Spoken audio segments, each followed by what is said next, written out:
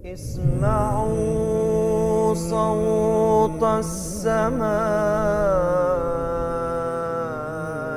جاء المسيح جاء المسيح. हर वो चीज़ जो तुम्हें धोखा दे, दजल दे, हैं, और दजल से तुम्हें कायल करने की कोशिश करे, वो दजाल है, हैं. वो शैतान दजाली सूरत में आता है, और ये जो दूसरी कौमें हैं ये दजाली ताकतें हैं ना, अब मुसलमानों के साथ बड़े हमदर्दी का सलूक कर रहे हैं, हैं. अमेरिका ने सऊदी अरब को बड़ा बराम किया हुआ है और सऊदी अरब उसकी तारीफ़ें करता है. सारे मुसलमान मुल्क एक तरफ हो गए हैं. या एक लिखने वाले ने लिखा है कि अब सुन्नी मुसलमान जो है ना वो बड़े मॉडर्न हो गए हैं और शिया जो हैं अभी तक बैकवर्ड हैं, और मुख्तलिफ ममालिक जो हैं सुन्नी मुसलमानों के सऊदी अरब के साथ हो गए हैं, और सऊदी अरब और बाकी मुसलमान मुल्क जो हैं वो चाहते हैं कि इसराइल से अच्छे ताल्लुकात पैदा कर लें.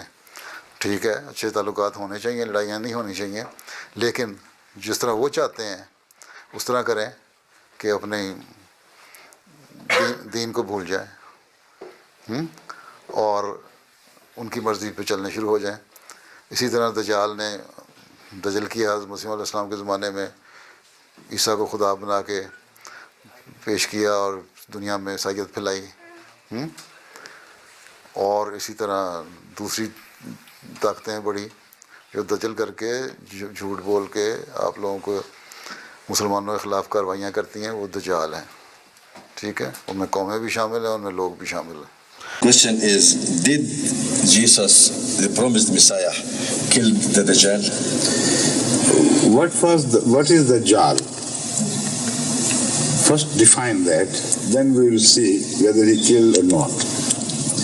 And again, we must find out whether the killing of the Dajjal is in one stroke, or is it a process, long process of fight against the Dajjal and ultimate victory over him. So, with reference to the answer of these two questions which I have myself raised, I'll answer your question now. You see, if you take the Dajjal to mean literally, as these ulama of today do, like they understand the word Qiyamah and Sa literally, everything they understand is just literal. Then the meaning will be very, very different. Then the Dajjal would be a very tall person, human being. So tall that his head should rise above the cloud lines. And the clouds sometimes are miles and miles above the surface. So that man must be so tall that in the case of the clouds which are so far removed, deep into the heaven, his head would still jut out of the clouds. And that man, of course, would be very heavy. How could he travel? So for his sake, an extraordinary donkey would be created, who would be as huge as a ship and as fast as the trains or aeroplanes or the modern ships, modes of travel. So these ulama who insist on the word Dajjal to apply literally to a human being, they also, of course, consistently with their own thinking, insist that the word donkey should be fulfilled literally. Should come true literally to apply to something like donkeys. So, if that is the meaning, then neither the Dajjal is born, nor the donkey is born, nor Messiah has come. So, the issue is irrelevant. No question. You see? It's as simple as that. But we understand these prophecies metaphorically, not literally. And as such, we can begin to show you that the process has already started. You see, the Dajjal is, in fact, applies to a people, a huge people, very powerful, people who will be the greatest enemies of Islam. And they have been explained with reference to certain signs which will apply to them as well as to the mode of travels which they will invent and use to conquer the world. Now, number one, Dajjal is mentioned to have one eye. Left eye will be big and bright. It will be able to see deep into the earth. And the right eye will be blind. Tallness means his influence. So when sometimes a single person is shown as a leader, it applies to the whole people. This is the meaning of dreams. This also is the method how we should interpret the great spiritual visions. So from that we understand that Hazrat Muhammad Rasul Kareem sallallahu alaihi wasallam was shown in that vision not one single person, but a great people, so tall in their stature that they would dominate the whole world and nobody will be able to destroy them physically. And their right eye would be blind. Religious-wise, they will not be able to see. There will be no vision in them as far as religion goes, because they will believe in God having taken unto himself a literal son. This is their blindness. But as far as their worldly insight and sight is concerned, they will achieve great things. They'll see deep underneath the surfaces. You see, all of the Arab oil is a witness to this fact. That this was unearthed by them, by the Dajjal. And all the hidden treasures of the world have been mapped now clearly, because they can see underneath through those highly developed instruments, scientific instruments, which they themselves invented. So this is the meaning of the one eye being blind and the other eye being more than sharp, much sharper than the other human eyes. Now this also has been mentioned in Surah Kahf in the end, and that prophecy applicable to the future has got fulfilled in the case of Dajjal. That is why I believe that all that Hazrat Rasul Kareem said, what he said with reference to the Quran, nothing from himself. Surah Kahf in the end tells us, أَفَحَسِبَ الَّذِينَ كَفَرُوا أَن يَتَّخِذُوا عِبَادِي مِن دُونِي أَوْلِيَاءَ إِنَّا أَعْتَدْنَا جَهَنَّمَ لِلْكَافِرِينَ نُزُلًا الَّذِينَ ضَلَّ سَعْيُهُمْ فِي الْحَيَاةِ الدُّنْيَا وَهُمْ يَحْسَبُونَ أَنَّهُمْ يُحْسِنُونَ صُنْعًا. And you know Surah Kahf, according to Hazrat Rasul Kareem sallallahu alaihi wasallam, applies to Christianity. In the beginning, their deviation they took from the right path is mentioned. In the end, what they will reach ultimately, that has been described. So, worldly wise, they will be a great people who will create great things, so great that they would say, "Annahum yuhsinuna sunna." What better manufacturer can you show than ourselves? This is Dajjal. Because Dajjal is mentioned always with reference to Masihiyya. Al-Masih Dajjal. So this is the end of Masihiyya, which will turn into Dajjal. And this is the meaning of the hadith with reference, with all the hadith with reference to Dajjal, which is supported by the Holy Quran, by the same surah. As Ahmad sallallahu alaihi wasallam mentioned with reference to Dajjal itself. You see, when people got afraid of Dajjal and his influence, Rasulullah said, don't worry, every day before going to sleep, read the first 10 verses and the last 10 verses of Surah Al-Kahf. Now, if they were not related to Dajjal, why should he advise? So they are clearly related to Masihiyyat, and in the beginning, and Masih Dajjal in the end. Everything is so clear, it falls into step. The second thing is about this Dajjal. Now Rasulullah tells us that if you are afraid of Dajjal, read the first 10 and the last 10 verses. And no single person is mentioned there. It's a people. The people are mentioned. It's a people against whom he warns us.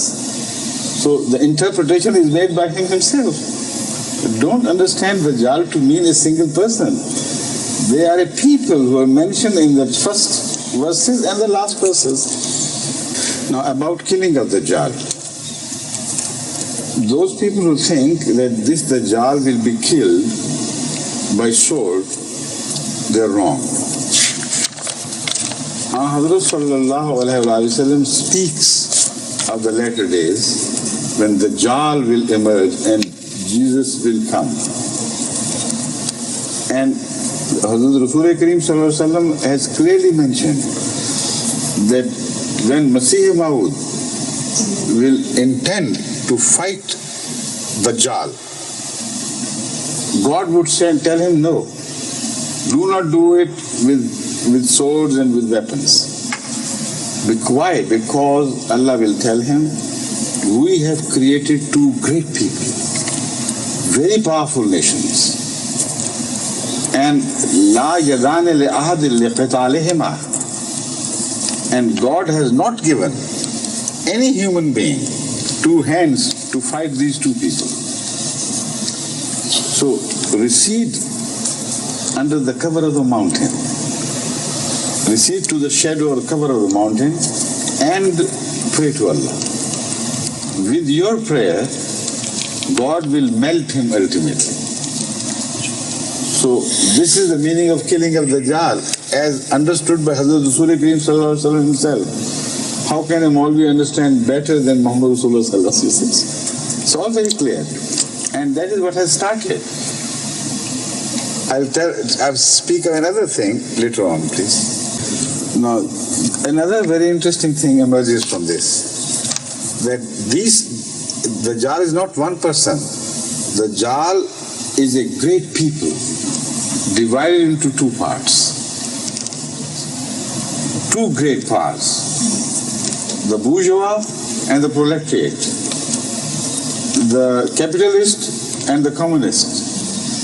So it is the Christian world which got divided into two parts.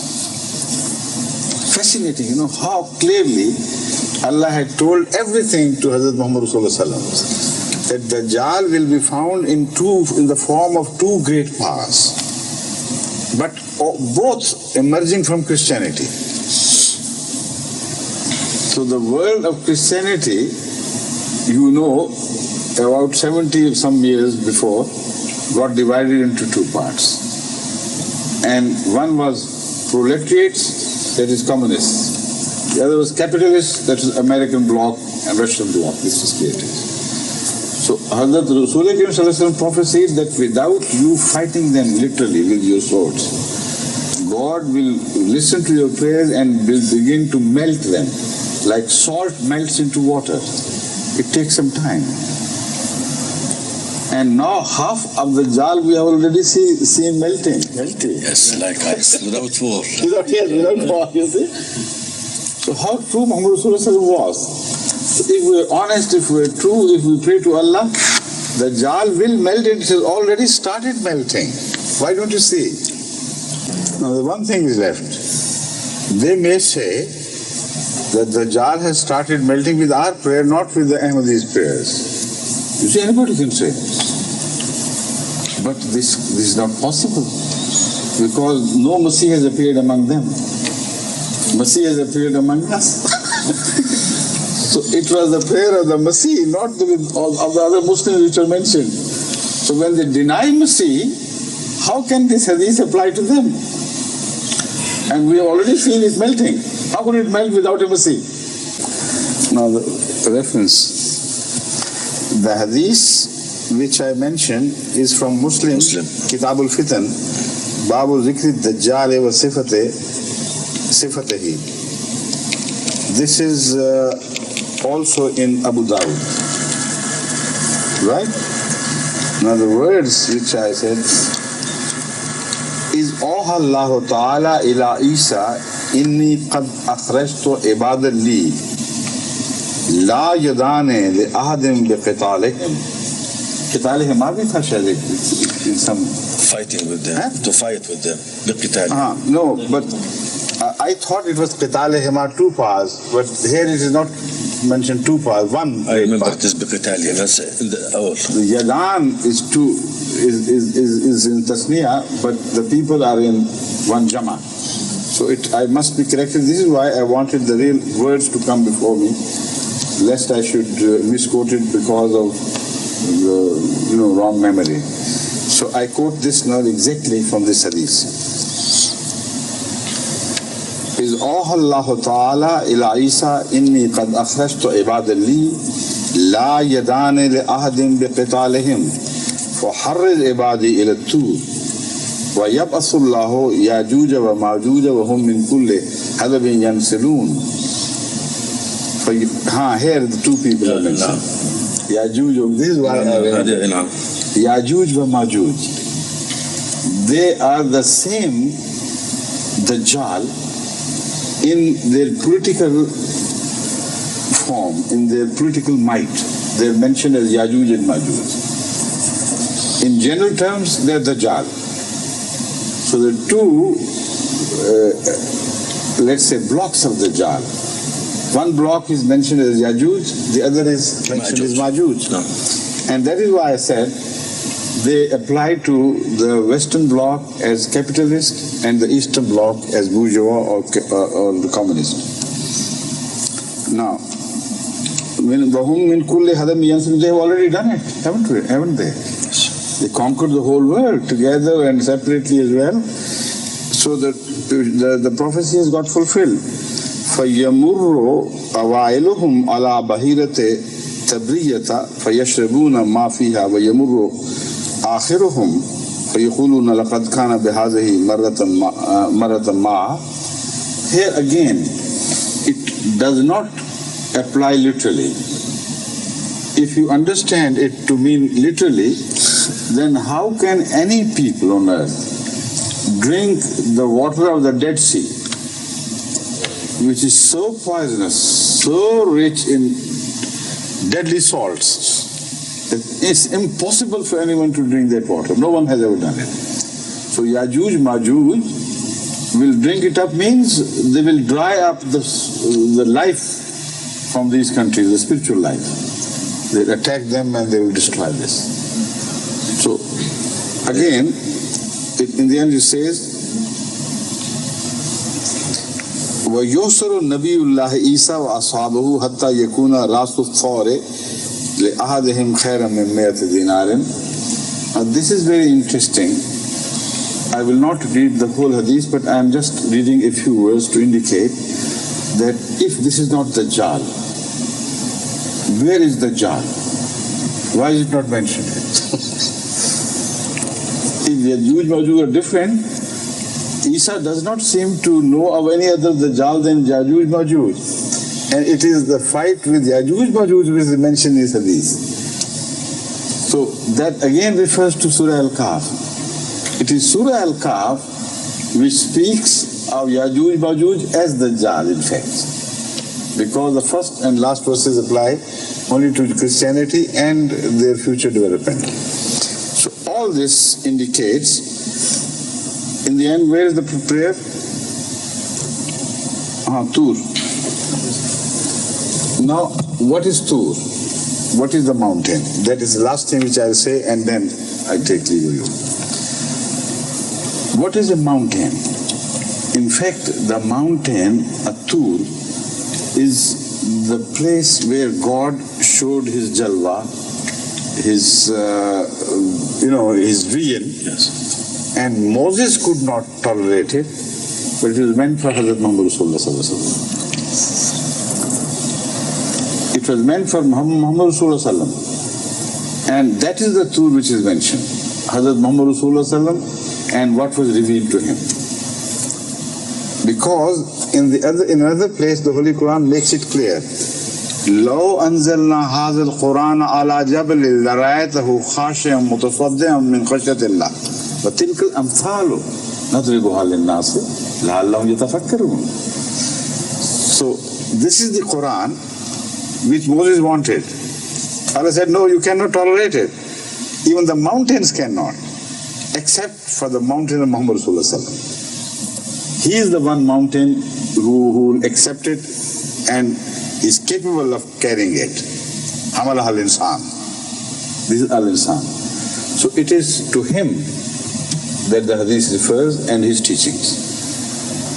Allah would tell him, take shelter in the Quran, in the love of Muhammad Rasulullah, in the blessing of Muhammad Rasulullah. And then if you pray, then God will destroy this Dajjal. This is the meaning as we understand. Bharat Tabriya is still there. There is water in that, isn't it? Yes. While the Yajuj Majuj have done their work and they have started melting already. So this means that it is not literal. It should not be understood literally. It has to be understood by meaning. One meaning could be, they will be so big, so numerous, that they could literally drink up all the water. And this is true. This is true, but it is only a metaphorical meaning. You see, the metaphorical meaning is one which I mentioned before, that they will destroy the life source of all these people. That is the meaning. Number two, they will take all these sources. Yes. The second, if you must consider it literally, it is only a matter of possibilities which is discussed, to indicate their being so numerous, that they would be so numerous, these Dajjals, that they would be capable, if all put all together, they could drink the water. That can be the only literal meaning which is acceptable. Otherwise, because it has not happened, while we know Yajuj Majuj have appeared, they have already conquered, they have started melting. So, in the end, I must emphasize that the literal meaning is not mentioned at all. It has to be metaphorical. This we say in our country. We are very big and we can drink the river. Right. You see, this is an Arabic style of expressing. Yeah. This is what you say. But I say this is literal, still literal. But I prefer the metaphorical meaning, because water is life source. They will deprive them of their life sources.